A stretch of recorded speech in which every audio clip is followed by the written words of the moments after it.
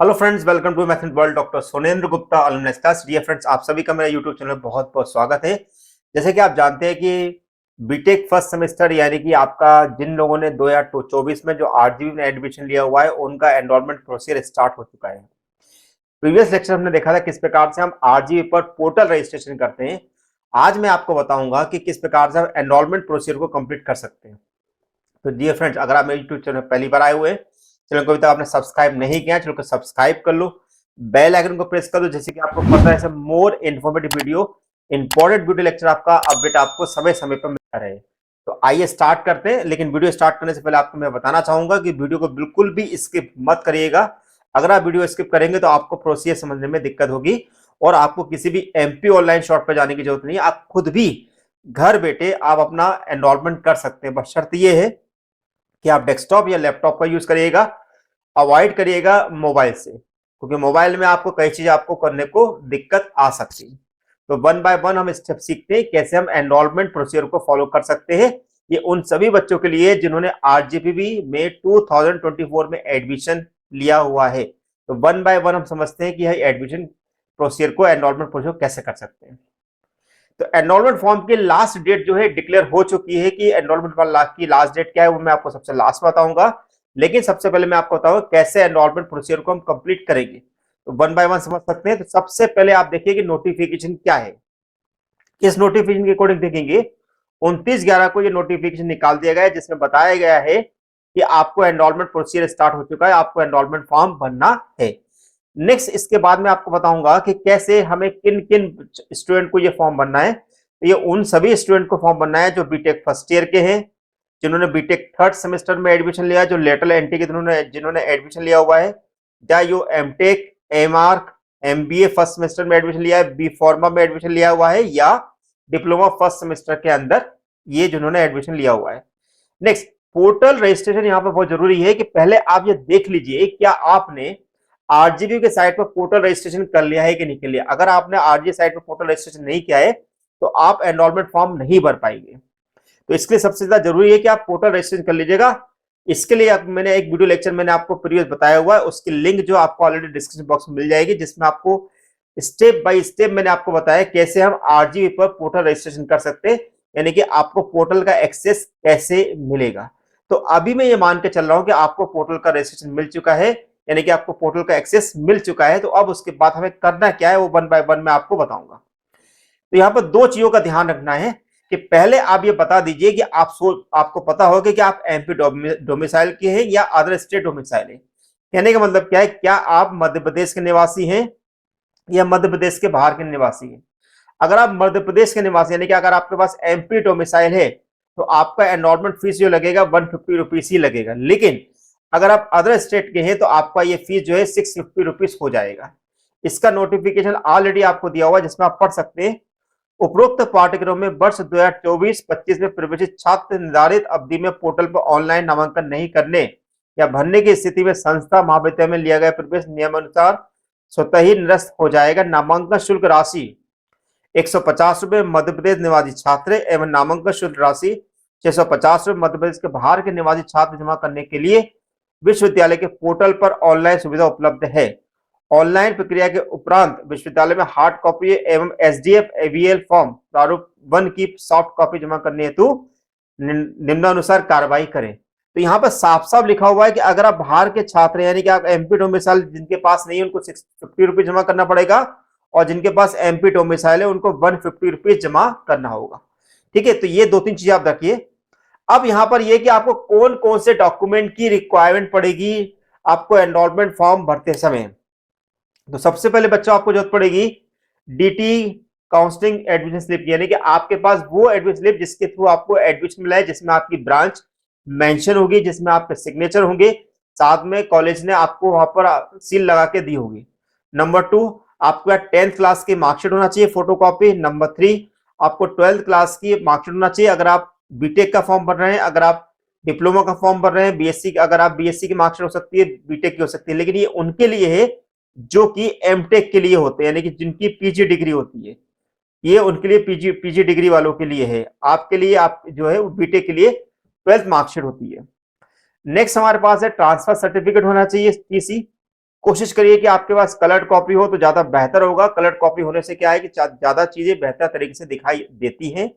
Number 5, migration होना चाहिए original. ध्यान दीजिएगा, माइग्रेशन आपके पास ओरिजिनल होना चाहिए, क्योंकि उसके ऊपर माइग्रेशन नंबर और डेट भी मेंशन होगी। इसी प्रकार टीसी पे भी आपकी डेट मेंशन होगी कि किस डेट पर वो इश्यू किया गया है, तो ये आपको अच्छी तरह से पता होना चाहिए। इसी प्रकार आपके 10th की मार्कशीट पे भी डेट मेंशन होती है और 12th की मार्कशीट पे भी डेट मेंशन होती है।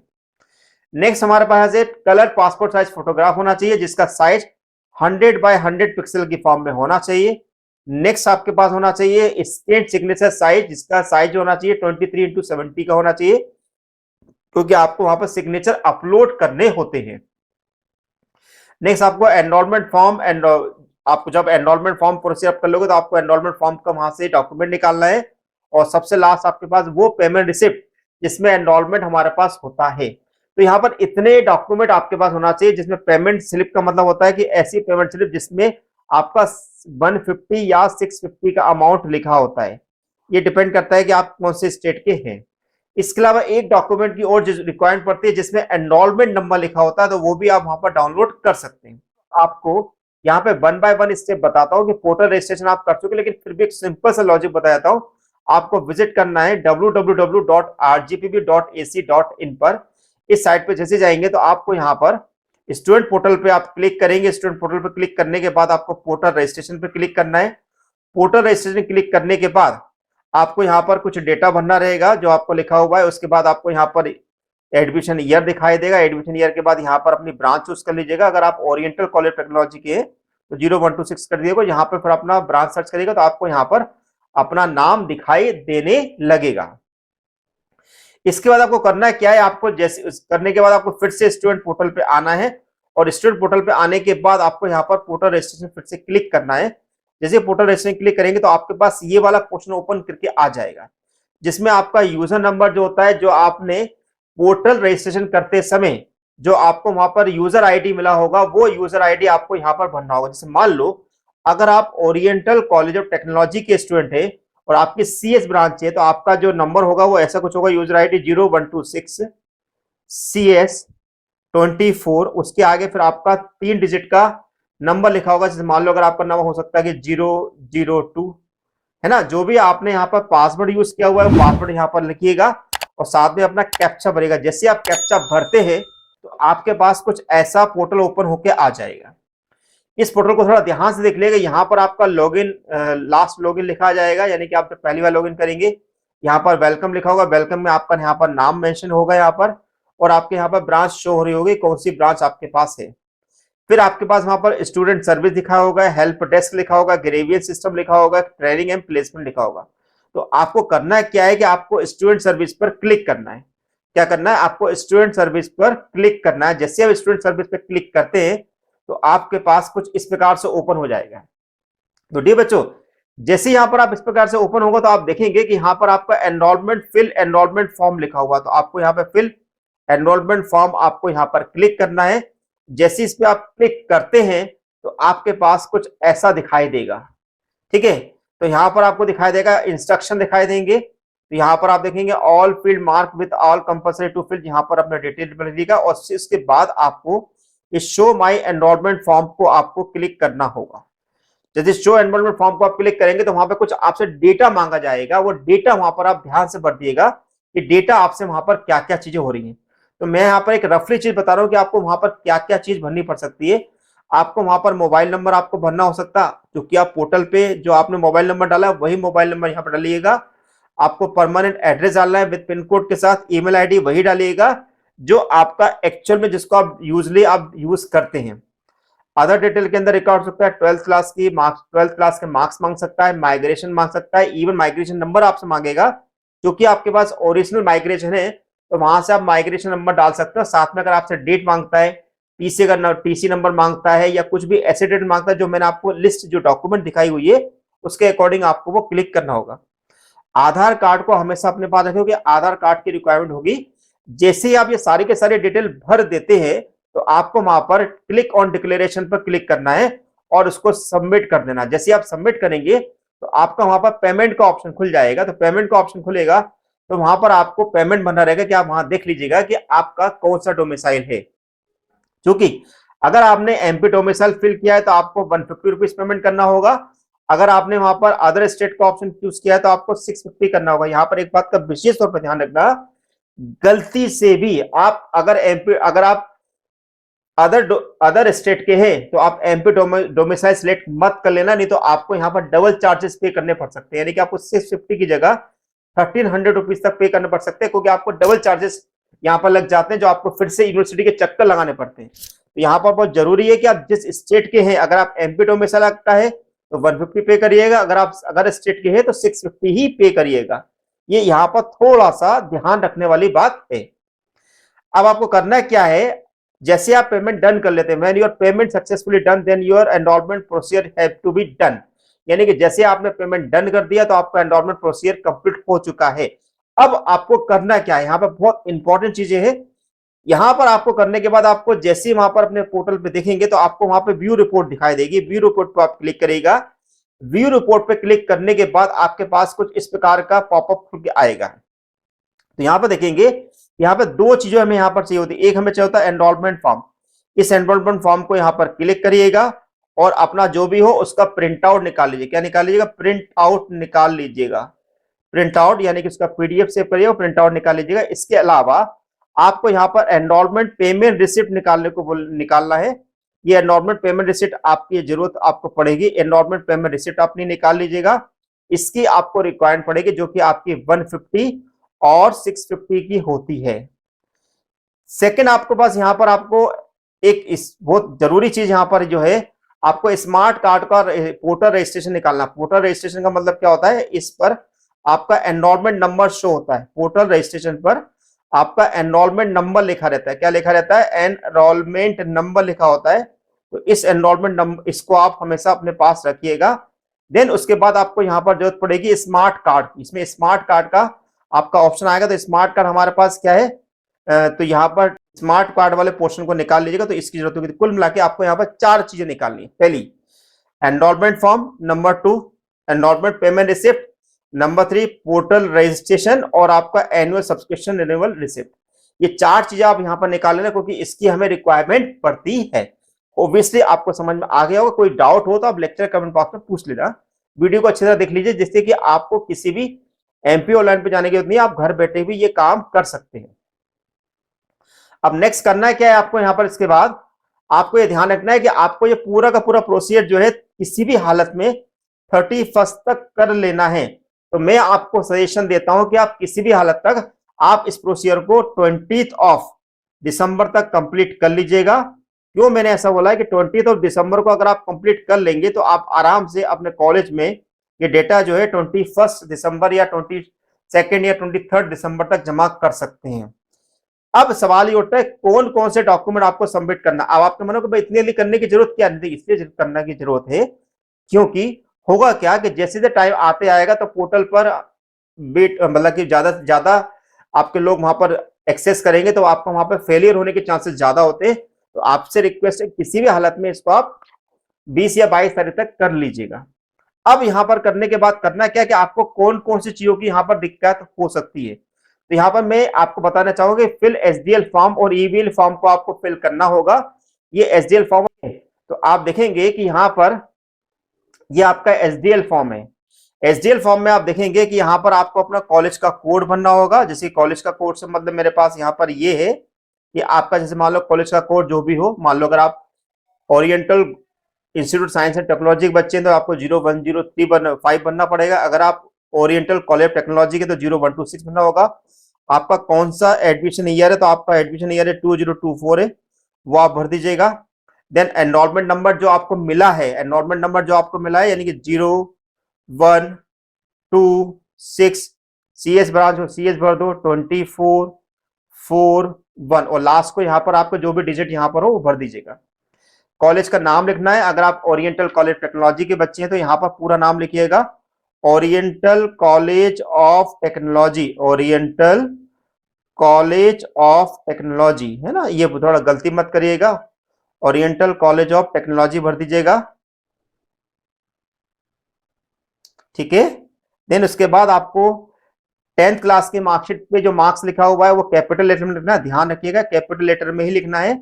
जो उस पर डेट ऑफ बर्थ लिखिए वही डेट ऑफ बर्थ लिखिएगा।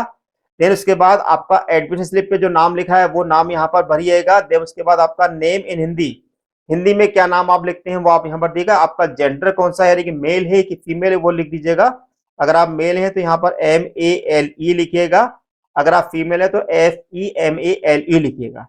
फादर का नेम लिखिएगा in capital letter as per 12th marksheet, जो भी आपकी 12th मार्कशीट पर फादर का नाम लिखा है वही लिखिएगा यहाँ पर। देन इसके बाद आपका यहाँ पर कोर्स, कोर्स का मतलब थोड़ा लोग बच्चे कंफ्यूज होते हैं, कोर्स का मतलब क्या होता है। कोर्स मतलब होता है कि आपने बीटेक में एडमिशन लिया हुआ है, एमटेक में एडमिशन लिया हुआ है, बी फार्मा में लिया हुआ है, एमआर्क में लिया हुआ है, बी आर्क में लिया हुआ है। मान लो जैसे आपने बीटेक में एडमिशन लिया तो यहाँ पर लिखिए बीटेक, है ना, तो बीटेक यहाँ पर लिखेंगे। अब आपने ब्रांच कौन सी आपकी है, तो आप जनरली के लोग क्या करते थे यहाँ पे शॉर्ट में लिखते थे CSE, नहीं CSE मत लिखिएगा, यहाँ पे पूरा लिखिएगा कंप्यूटर साइंस एंड इंजीनियरिंग, ऐसे करके आपको पूरा लिखना है, कंप्यूटर साइंस एंड इंजीनियरिंग ऐसा करके आप लिखेंगे तो ज्यादा सही होगा।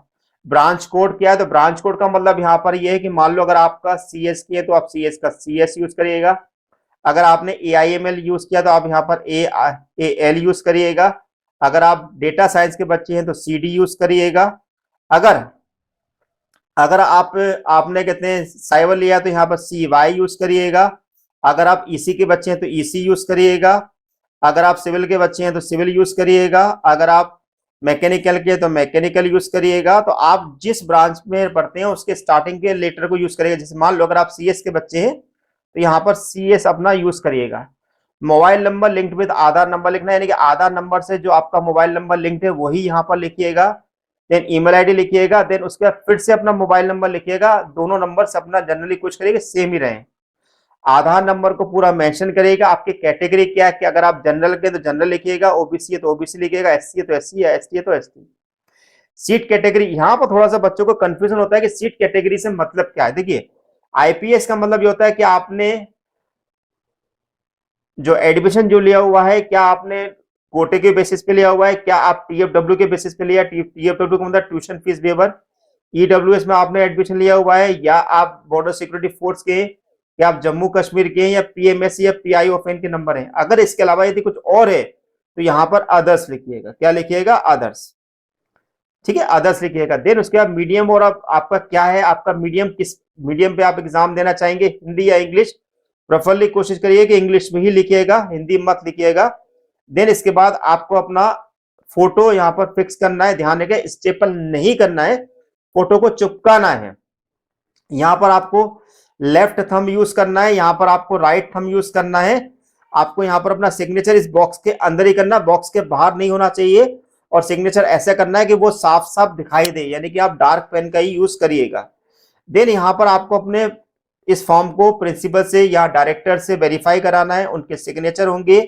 देन उनका यहाँ पर नाम लिखाएगा कि नाम उनका क्या है। देन इसके बाद आपको ये डॉक्यूमेंट यहाँ पर लगाने, कौन कौन से डॉक्यूमेंट लगाने हैं, जैसे कि आपको यहाँ पर लगाना है कि जो आप जो फॉर्म भर रहे हैं वो एनरोलमेंट फॉर्म भरना है यहाँ पर। देन माइग्रेशन लिखना है, माइग्रेशन नंबर जैसे मान लो अगर आपका लिखा है 02169 तो वो लिख देना है, किस डेट को इशू हुआ है वो लिख दीजिएगा, TC लिख दीजिएगा, TC अपनी स्कैन TC जो है आपकी प्रिंसिपल के द्वारा साइन होना चाहिए, उसका डेट लिखना है। एंडोर्मेंट पेमेंट रिसिप्ट लिखनी है कि कितने का आपने पेमेंट किया, 650 का किया हुआ है कि 150 का किया हुआ है। 10th की मार्कशीट आपको लिखनी है, उसकी किस डेट को इश्यू हुआ है। देन 12th की मार्कशीट, अगर आप ध्यान दीजिएगा 8th वाले पॉइंट को थोड़ा ध्यान दीजिएगा, ये उनके लिए है जो कि एमटेक के बच्चे हैं, एमटेक के बच्चे उनके लिए है ये, है ना, क्योंकि ग्रेजुएशन की बात की हुई है। देन इसके बाद आपको एडमिशन स्लिप लगानी है और आधार कार्ड की कॉपी लगानी है। इतने डॉक्यूमेंट लगाएंगे तब जाके और ये पूरे के पूरे डॉक्यूमेंट आपको हैंडओवर करने अपने कंसल्ट TG के पास, जिससे कि वो आपके डॉक्यूमेंट को सबमिट कर सकता। अब यहाँ पर कुछ चीजें यहाँ पर और इंपॉर्टेंट है, कुछ चीजें इंपॉर्टेंट क्या है वो आप समझ लीजिए कि आपने मान लिया आपने पूरा तो आपने भर दिया है, लेकिन अब आपको इसके बाद देखना है क्या आपको माइग्रेशन जो आपके पास है क्या वो ओरिजिनल है कि नहीं है। अगर आपके पास ओरिजिनल माइग्रेशन नहीं है या आपकी यूनिवर्सिटी के द्वारा आपको केवल ऑनलाइन माइग्रेशन दिया जाता है। जैसे कि ये ऑनलाइन माइग्रेशन कौन कौन को मिलता है, जैसे कि माइग्रेशन इनको बोलते हैं, आप यूपी बोर्ड देखेंगे, यूपी बोर्ड में प्रॉब्लम आती है, ठीक है।